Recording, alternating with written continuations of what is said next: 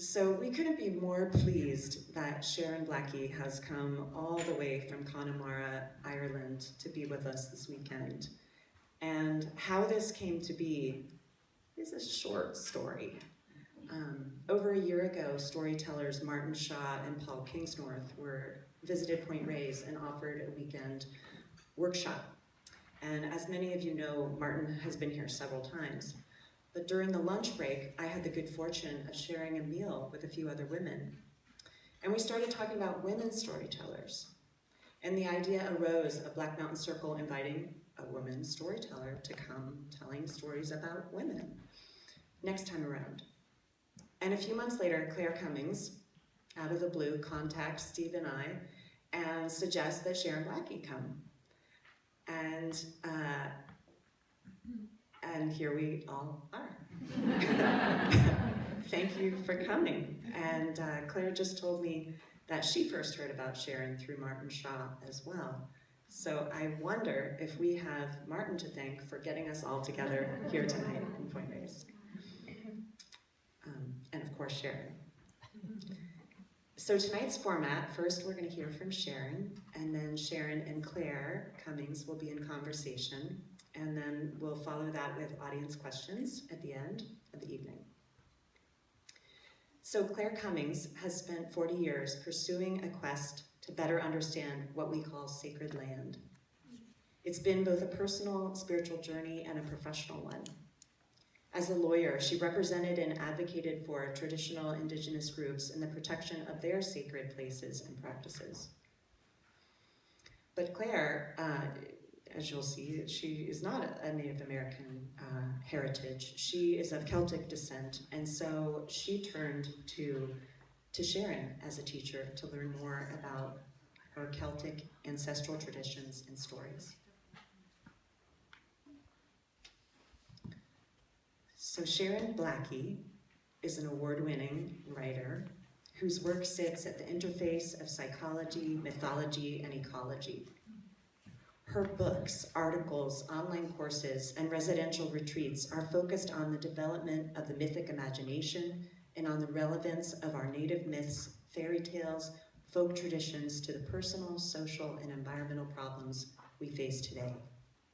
She is the author of the best-selling book, If Women Rose Rooted, The Journey to Authenticity and Belonging, a heroine's journey for this age of social and ecological crisis, and that is our topic tonight.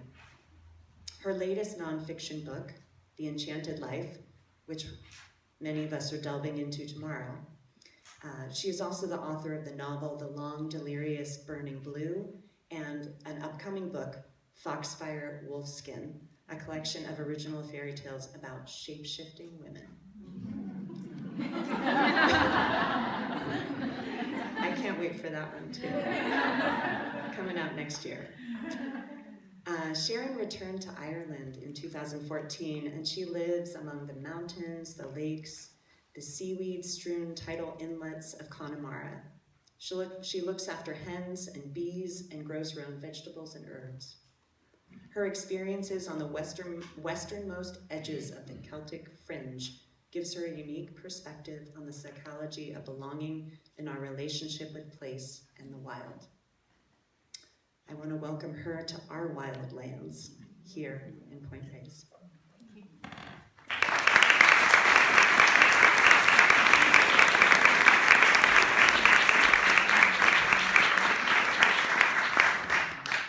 Thank you. It's an absolute pleasure to be here. I was last in California, not this part, but more southerly parts of California 11 years ago on my honeymoon, which was actually a working honeymoon for reasons I won't bore you with, but it's been a while since I've been back here. Perilous times, you said. So I'm going to begin with a story about some different perilous times. Some of you who read If Women Rose Rooted will remember it, and the rest of you won't like it, but I'm going to tell you the story anyway. It's a story about the days when the westernmost part of the United Kingdom, Wales, Cornwall, if you slice it down in half, the westernmost part was called the Kingdom of Logres. And the Kingdom of Logres in those days was a very, very beautiful land. It was green, it was fertile, it was in good heart. The people flourished together, lived in community, everybody in balance and in harmony. And the reasons why that could happen were twofold. There were two things that contributed to that. One was that the court of the Fisher King could be found in those days in the kingdom of Logres. Now, the court of the Fisher King was a wonderful otherworldly place that didn't have any specific location, but if you were very lucky, you might happen upon it here and there. And from the court of the Fisher King came all of the beautiful things of the world. Foodstuffs, jewels, fine clothing, but more important than that, all of the wonderful wild things of the world. The hawks and the eagles, the hares and the badgers and the foxes and the deer, all of them came from the court of the Fisher King. The second thing that contributed to the land being in such good heart were the wells of the kingdom of Logres, the sacred wells, where the water of the other world... Oops, is that me? Make your microphone a little. Yeah, bring the mic up. Closer? Or Closer. Closer. Yeah. Okay. Hard to hear you. Okay, I'm sorry, I've got a quiet voice, I try not to shout. Okay, so the sacred wells, where the waters flowed freely from the other world, the life-giving waters of the other world flowed out of the wells into the kingdom. And each of those wells was tended by a maiden, a well maiden, who came from the other world and who would, in times of need, serve food from a golden platter and water from her golden grail to any travellers who might pass by. And that was the service that the otherworldly maidens gave to the land. And in return, the people of the land respected the waters, respected the wells, respected the maidens, and everything was in balance and harmony. Until a king came to the land whose name was Amangon. And Amangon did not respect the contract between the people and the land and the sacred wells. And he did not understand that hospitality works both ways. So one day, Amangon was travelling with his men throughout the land, and he happened upon a well, and he stopped. And of course, the well maiden came out of the well and offered him food from her golden platter and a drink of water from her golden grail. But that wasn't what Amangon wanted. Amangon dashed the platter and the cup away from the well maiden, threw her over the wall of the well, and raped her while his men looked on. And seeing what Amangon did, all of the men throughout the land went to the wells and raped the other well maidens, all through the land, one by one, so that the maidens no longer came out of the sacred wells, and the sacred life-giving water of the other world no longer flowed into the kingdom of Logres, and the land became a wasteland. The fields grew brown and dry, the leaves on the trees shriveled, and the wonderful, wild, otherworldly court of the Fisher King could no longer be found. So that's a good story to start with. Very rousing, I know. It's interesting to know where that story came from, and it tells us something about the nature of stories about women. This is possibly the oldest story that we know about in the body of lore that we call the Grail mythology. Now, if you're familiar with any of the Grail stories, particularly in the form of the romances, the French romances from about the 12th century onwards, you'll have heard that the cause of the wasteland was actually a wound in the thigh or the genital area, depending on the story, of the Fisher King. So it was all to do with a man, and there were no well maidens, and the women weren't really very important at all. But in Chrétien de Troyes' Perceval, which was the first story of the Grail, which was unfinished at the point when he died, because of that, a number of people who followed him, a number of writers who followed him, wrote endings to that particular story, except for this one, which is a document which is appended to Chrétien's Perceval. It's called The Elucidation, and it's not an ending, it's a prologue.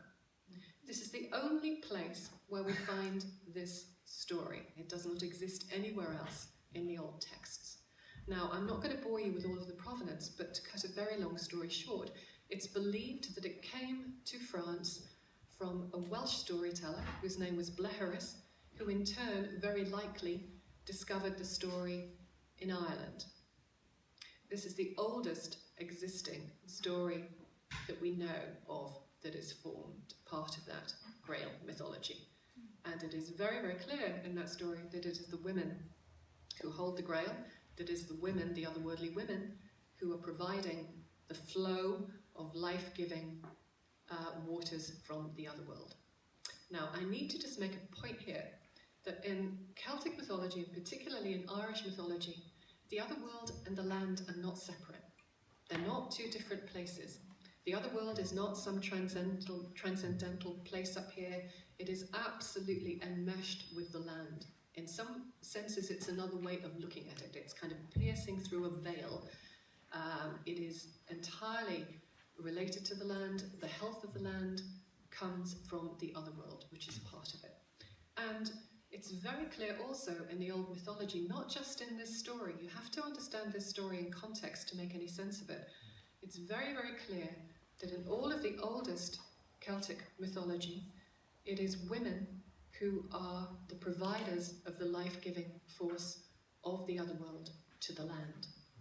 Now I'm just going to make a little addendum here. When we talk about Celtic mythology in this way, we're almost always, unfortunately or fortunately, depending on where your heritage is, almost always talking about Irish mythology, because that is where the earliest and the biggest body of texts comes from. There is nothing like it in Europe.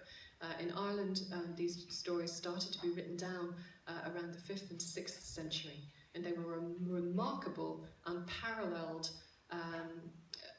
combination of the Christian monks who brought writing to Ireland, which formerly had been an oral tradition, and the native bards, poets, the Fili, working together, collaborating to write these documents down. So we have the biggest body of texts in Europe of that time with these old stories which were actively preserved. So in all of these stories, we see otherworldly women as central to the good health of the land. So Celtic mythology, Irish mythology particularly, is intensely ecological. And women are at the heart of that relationship with the land. It's ecological because what the stories tell us, there are very many more of them, I've just given you that one, is that if people do not live in balance and harmony with the land, if they don't respect the land, if they don't respect the health-giving waters of the other world, there are consequences. The world becomes a wasteland in most of the stories, or in other stories, the world is flooded, inundations. So there is a parallel story to that story of the elucidation, the Voices of the Well story, which is why we think it came from Ireland. An old story which doesn't exist in its full form, but a reference to it exists in one of the old documents. And it tells of the king Bran, who was king at that time of an area near Derry, in Northern Ireland as it is now.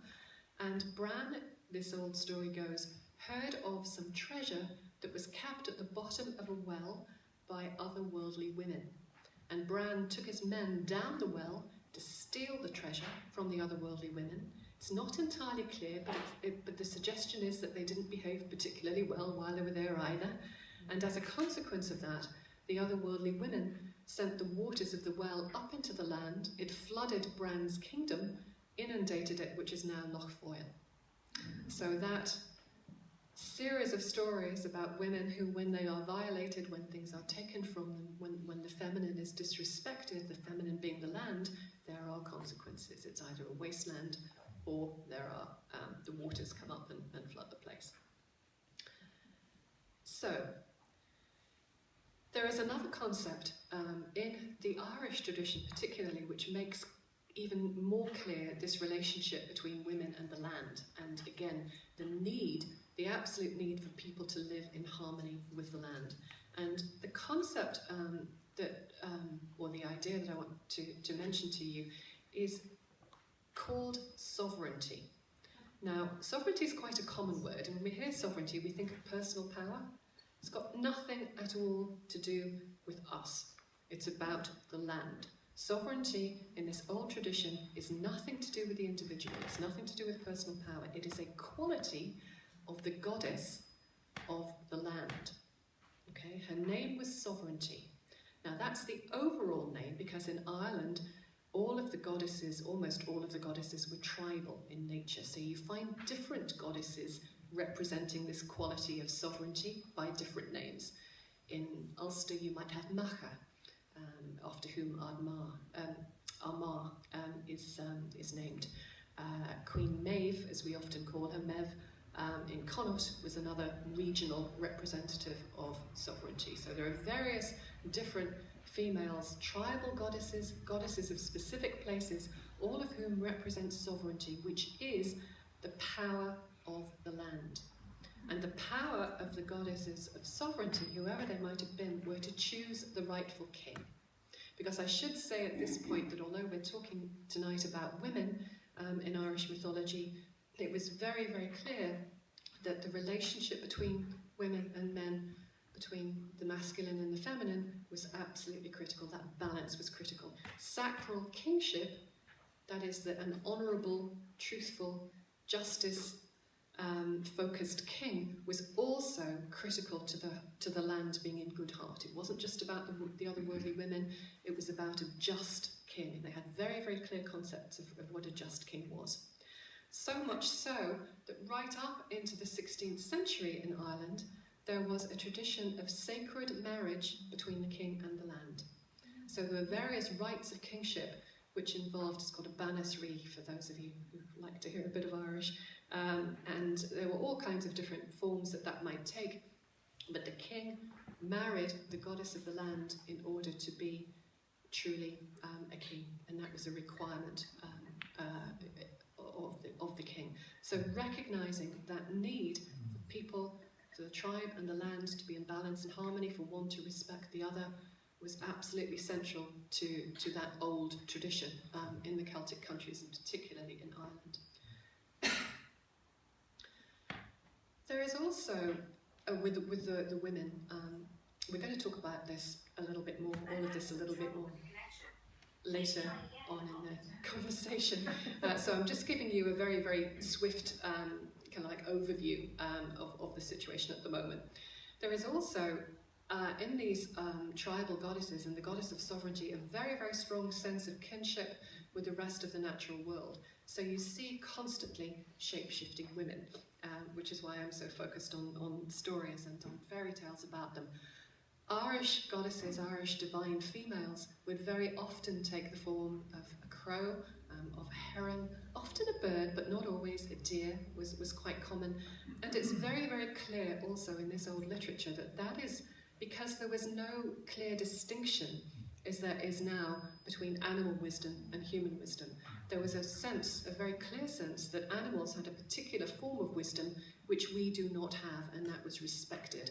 And therefore, the fact that humans would take animal form was quite natural. That was just expected. That was how you find a way to tap into that particular wisdom which they have that we do not. And I'd like just to focus for a few minutes before we go on to the more broad discussion about one particular character in Irish and Scottish mythology, in Gaelic mythology, who personifies this relationship between women and the land, and this idea of balance and the need for humans particularly to be in balance. And her name is the Cailleach, the old woman who created and shaped the land. Now, Irish and Celtic mythology has no creation story, so we don't know. There would have been one, it's just that wasn't written down by the Christian priests, oddly enough. They had their own creation story, and they didn't want to write ours down. So there's no existing text which tells us what the conception was of how the universe was created. But we do have lots of stories about primeval women who created and shaped the land, and the Cailleach is one of these. She appears in different forms in different parts of Scotland and different Ireland. And she, for example, was known to form the hills and the mountains by dropping stones out of her apron as she strode across the land. She carried a hammer that she used to carve out the valleys in different shapes. She was known in Scotland particularly, she had a strong association with weather, with winter weather and wild places. She was known to run across the mountaintops with her staff, and wherever she struck the land with her staff, snow would fall and the land would turn to winter, and she was hotly pursued by groups of wild pigs or deer, depending on the story and the place. She also was portrayed sometimes as riding a wolf across the land. So she was very much a character who was associated with wild places, with wild creatures. In Ireland, she also has a sense of fertility in that she taught the people, curiously, how to do agriculture properly, how to grow corn, how to thresh corn. That's one of the reasons why when people grow corn and harvest it in the autumn, the very last sheaf of corn is called the Cailleach. It's named after her, still to this day. So she is a woman who is fierce. She is my favourite character.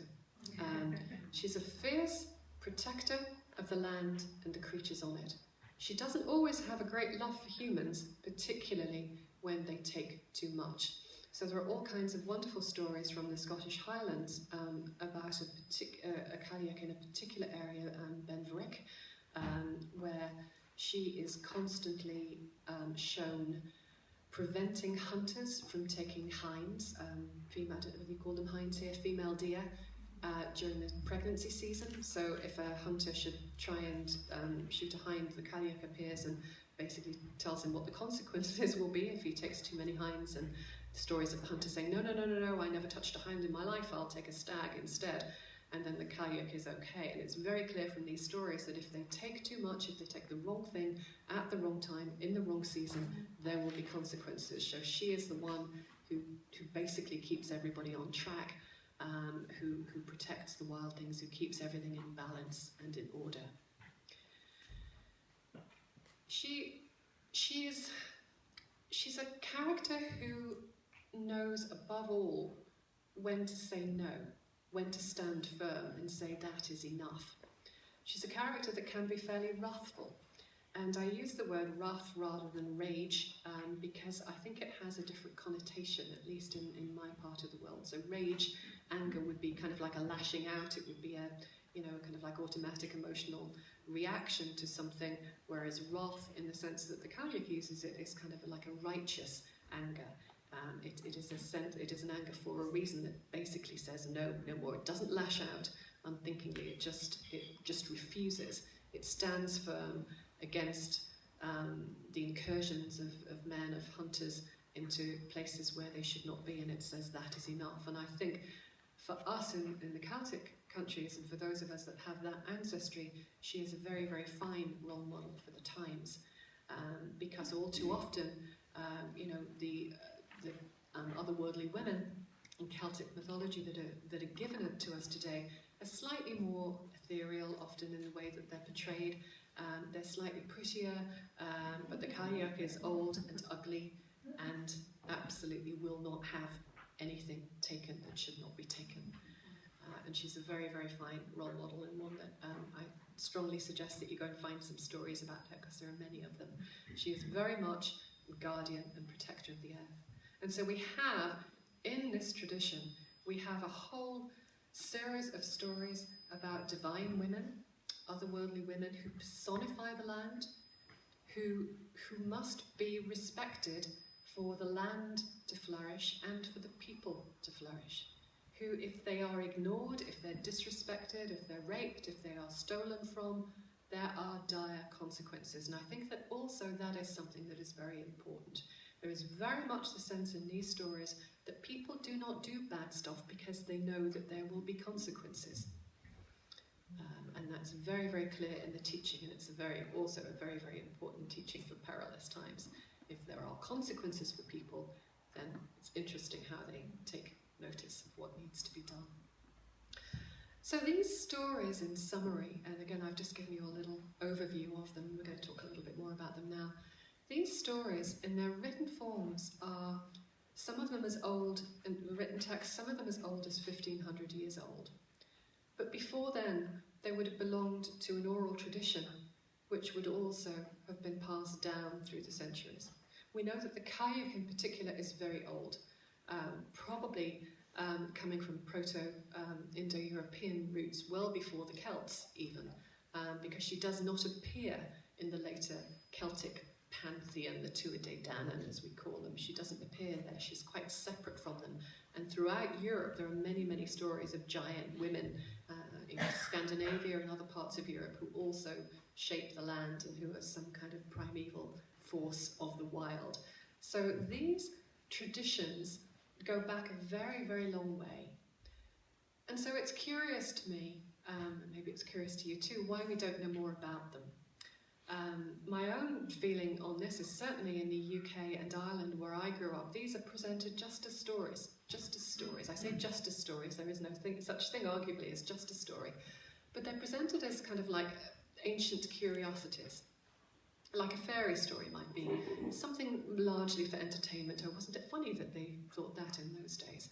They're not really presented as evidence of a people's perspective on the world, or as a people's sense of attachment to land and to the wild and to the creatures that share this planet with us.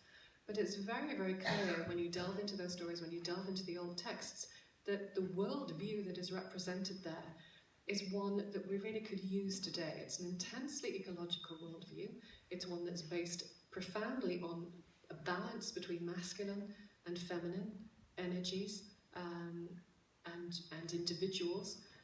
It's founded on a sense of importance of the other world, as well as a sense of importance of the land. And in many, many ways, that worldview which we see in these old stories is very similar to the worldviews of all kinds of other indigenous native peoples around the world whose traditions are still going strong, whereas ours have kind of like, basically been supplanted through the centuries. And so one of the things that I am particularly passionate about is bringing back to our notice, to our knowledge, these old stories so that we understand that we too come from traditions where a sense of living in balance and harmony with the land is absolutely critical. So that is part of our heritage. It is absolutely who we once were. And from my perspective, it's very much time, perhaps in perilous times, to take back those old stories, to look at them again, and to think about how they can inspire the way that we view the world today.